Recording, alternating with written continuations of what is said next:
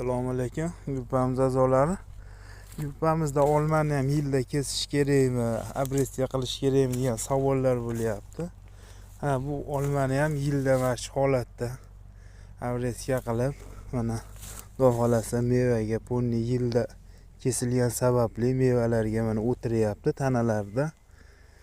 Shunaqa qilib yilda abresiya qilib turish kerak. Bu daraxt hamma daraxtni, bitta olmani emas, hamma daraxtni kesib, mevali daraxtlarni kesib turish kerak.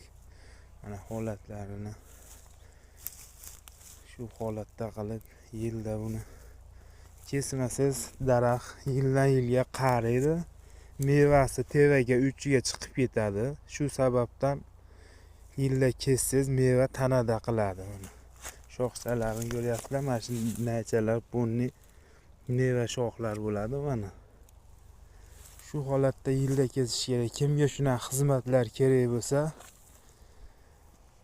murojaat qilaverasizlar. Nomerlarimiz tagiga yozib qo'yamiz. 2 gektarda, 1 gektar, 2 gektar, 10 gektar bo'lsa, abresiyalarni chiroyli qilib beraveramiz. Murojaat qilaverasizlar. Like va podpiska bosib, do'stlaringga yuborib qo'yishni esdan chiqarmanglar. Rahmat.